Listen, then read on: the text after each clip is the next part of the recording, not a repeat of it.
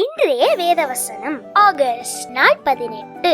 வேதத்துல யாத்ராகமம் 34 அதிகாரம் 2வது வசனத்துல, விடியற் காலத்தில் நீ ஆயத்தமாகி சீனாய் மலையில் ஏறி அங்கே மலையின் உச்சியில் காலமே என் சமூகத்தில் வந்து நில்.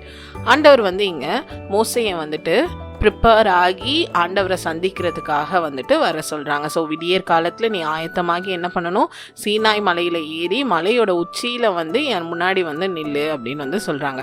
இன்றைக்கி நம்மளால் ஆண்டவரை முகமுகமாக இப்படி நேராக மலை மேலே போயிட்டு மோசையை முகமுகமாக தரிசித்த மாதிரி நம்மளால் தரிசிக்க முடியாது. ஆனால் நம்ம ஆண்டவரோடு எப்படி உறவாடிட்டு இருக்கோம்னு பார்த்தீங்கன்னா ஜெபத்தின் மூலமாக உறவாடிட்டு இருக்கோம். நம்மளோட ஜெபம் இப்படிப்பட்ட ஆயத்தத்தோடு இருக்கா அப்படின்னு சொல்லிட்டு நம்ம யோசித்து பார்ப்போம். ஏனோ தானோ நான் கிடச்ச நேரத்தில் ஜோம் பண்ணுறேன், இன்றைக்கி 5 நிமிஷம் தான் கிடச்சிது, நான் 5 நிமிஷம் தான் ஜோம் பண்ணுறேன் அப்படின்னு நம்மளோட ஜெப வாழ்க்கை இருக்கா?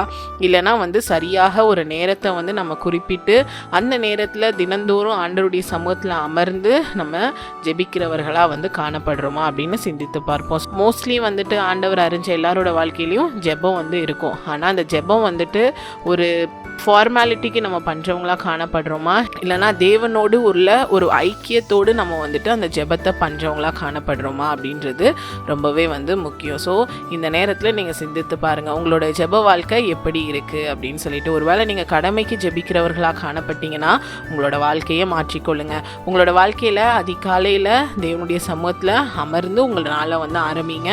குறிப்பிட்ட ஒரு நேரத்தை வைத்து அந்த நேரத்தில் கட்டாயம் ஆண்டவருடைய சமூகத்தில் அமருவேன் அப்படின்னு சொல்லிட்டு ஒரு தீர்மானம் எடுத்து அந்த நேரத்துக்கு ஆயத்தமாகி ஆண்டவருடைய சமூகத்தில் ஜெபிக்கிறவர்களாக காணப்படுவோம். Thank you. Have a great day.